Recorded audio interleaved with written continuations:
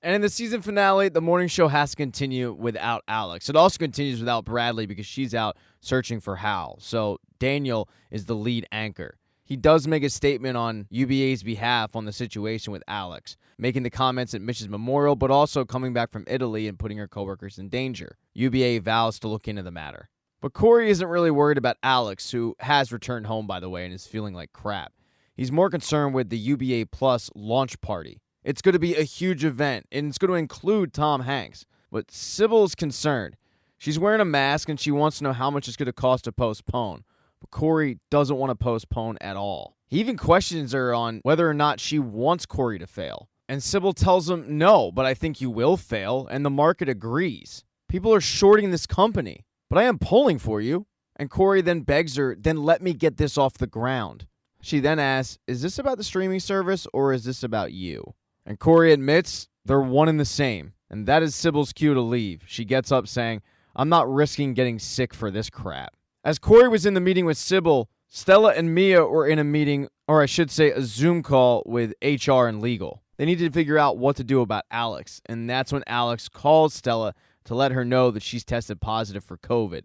And all of a sudden, the mood changes completely. Stella tells Mia to get everybody that came in contact with Alex out of the building immediately. So Mia flies down to the set to let the staff know that a member has tested positive, although it doesn't take much to figure out who it was. Even though both Alex and Bradley are missing, most of the onus is put on Alex. And the staff wants Mia to tell them who tested positive, but she can't because of confidentiality purposes. Mia, though, takes control of the meeting and tells them that for the time being, they're all to do their jobs remotely if they can do it. Stella then comes down, and as everybody's shuffling out, she pulls Daniel aside and says, you're going to anchor TMS for the next few days. And Daniel says, no, I'm not. He tells Stella that his grandfather is in a nursing home in California, and he needs to make sure that he's okay. He can't put him on a plane, so he has to drive there.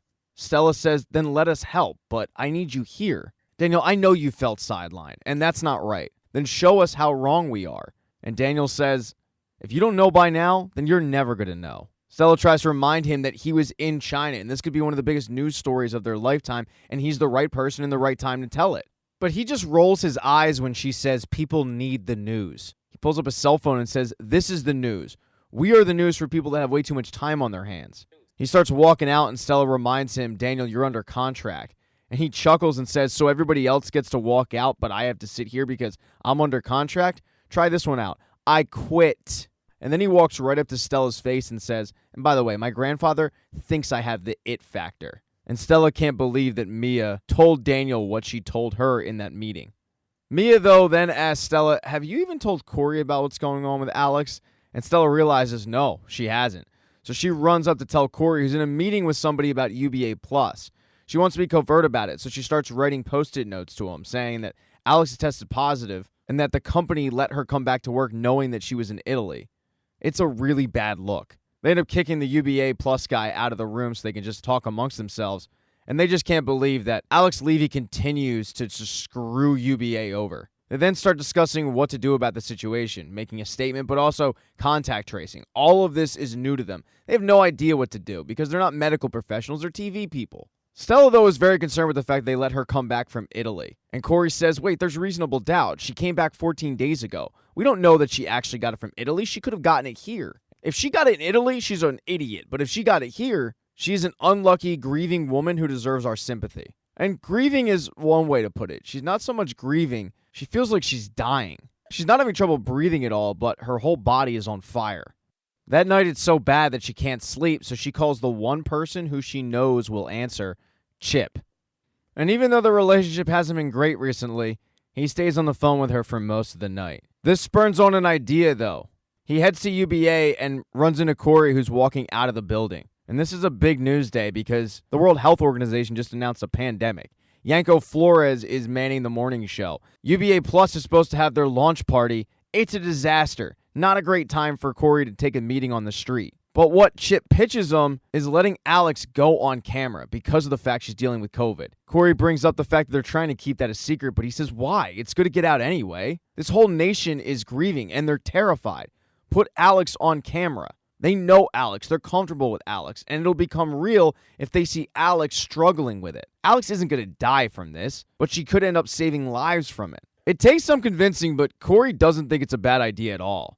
He ends up calling Stella and telling her to block off some time on UBA to put Alex on TV struggling with COVID. Stella, though, marches into Corey's office and says, I can't do that. If we put Alex on TV with all the negative publicity that's going on, advertisers will pull. So Corey says, fine, we won't put her on UBA.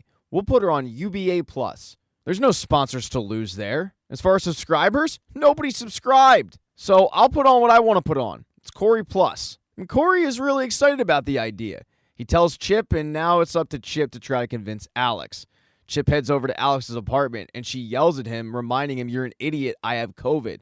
But that's when he tells her, Alex, it's fine, I tested positive. Immediately, Alex feels completely guilty. But Chip tells her, I feel fine, I might be asymptomatic. He then tries to picture the idea of going on TV to tell the world about COVID-19.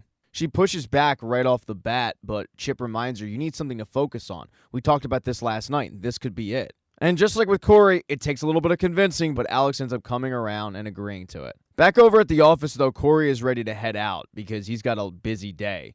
Stock exchange, UBA Plus party, and wedged in there was supposed to be a meeting with Paula, but he canceled it because he had no idea who Paula was. This was just a favor for Alex. But Paula isn't the type to get canceled on. She ends up walking into the office and demanding that meeting with Corey. Corey, though, tries to explain how he doesn't have time, but she says, 2 minutes. I need 2 minutes. This is a favor to Alex Levy, and what I have to bring you is really good. So Corey reluctantly agrees to watch her stuff for 2 minutes. But as soon as he sees what it is, he ends up watching the whole damn thing. The whole Mitch Kessler documentary front to back. And he agrees. It is really good. He wants to put it on UBA+. But Paula says no. I made a promise to Mitch that I wouldn't betray him. Without him, I never would have made this thing. So what I'm looking for is a job, but I'm not looking to put this out there. Corey, though, is being rushed out by his assistant. He's got to get going. So he makes one last plea to Paula to agree to put it out to the public. He says that what he saw in this documentary wasn't the monster that is being portrayed as Mitch Kessler. He saw a changed man. And maybe if they put it out there, it could dispel that myth. So Paula has Alex to thank for that meeting, and Alex is still struggling, but there's one person she wants to talk to before she goes on camera, and that's Bradley. She still hasn't thanked Bradley for being by her side in that Maggie Brenner interview. She asks Bradley, why did you do it? And Bradley says, because it's true. I mean, we're friends. We're not good friends, but we're friends nonetheless. Bradley then reveals to Alex what's going on with Hal, about how he's missing. And Alex gives Bradley a talk that she probably needs to hear. Families are messed up. You know why? Because they're full of people. So if you want to cut ties with them, go ahead. But if not, own him. Just like the way you own me with my crap. She then asks Bradley, have you put a video out or something I need to retweet? I haven't been on social media for obvious reasons. And Bradley hasn't done it because she's kind of scared of the negative perception that Bradley's brother's a drug addict. But this conversation with Alex made her realize that she does need to put a video out. So she puts a video on her Instagram telling the public what's going on with Hal and trying to get any information that might be able to save him. That night, Bradley is about to head out to go do another loop around the city trying to find Hal when she gets a knock at her door, and it's Corey. Corey had seen her Instagram video, and she's surprised to see Corey because he's supposed to be at the UBA Plus party, but he gave in. He canceled. Tom Hanks and Rita Wilson were supposed to be there. They contracted COVID. He got word that the NBA was shutting down. It just wasn't good optics to have this party no matter how much he wanted to. So while it pained him, he made the call to cancel it. But when he saw the video of Bradley, he wanted to help. So he came to her room and said, I'll do whatever you want. So the two head off to try to find Hal together. They walk through a homeless encampment, but he's nowhere to be seen. Bradley is really stressed out, and Corey asks, Laura's in Montana, right? And Bradley says, yeah, it's probably for the best. She thinks my family's crazy. And that's when Corey has to get something off his chest. You think it's going to be that Corey was the one to reveal the relationship between Laura and Bradley, but no, it's bigger than that. Corey says, I love you. He starts kind of trying to explain himself, but at the end of the day, it's, I love you. She can't really process it, though, because she gets a phone call on her tip line from a nurse at a hospital that has a patient that fits Hal's description, but he doesn't have any identification. When Bradley heads to that hospital, she's able to sneak in because it is extremely packed, and she is able to find Hal. Hal promises her, I didn't use Bradley, I just got beat up. And while Bradley is mad at Hal for doing what he did, she also is extremely relieved. Now, while all that's going on, Alex Levy is on camera. The UBA Plus show starts out as a normal one. Alex is putting on a good face, but she's clearly dealing with some stuff. She does reveal during the show that Chip also contracted COVID, which prompts a phone call from his fiance. And what you end up finding out is Chip didn't contract COVID. In fact, he tested negative. He just came to the apartment because he knows it's what Alex needed. He didn't end up answering that phone call from his fiance because he's busy producing the show. And the show ends up going from the Alex that you know from the morning show to being an Alex who is tired of apologizing for who she is. She ends up doing something that you don't hear her do on TV. Cursing, ranting about the people that are trying to cancel her. The whole time mixed in is different interviews and snippets of doctors talking about COVID.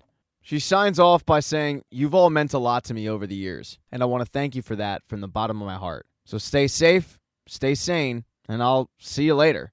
And that is the end of season 2 of The Morning Show. Thank you so much for getting this part of the recap. I appreciate it. Consider subscribing to the channel. Hit thumbs up if you liked it. Smash that thumbs down button if you thought it sucked. Let's talk about the comments section. I don't read it because people are either nitpicking, pointing out every mistake you made, or just generally it's a cesspool. So if you say something, chances are I'm probably not going to see it. Every once in a while I see a comment, and it's always the negative ones. But just know, I appreciate you all watching, even the people that need to nitpick. So at this point, I'm kind of like Alex Levy. I'm done apologizing. Watch it, don't, I don't care. Thanks so much. See ya.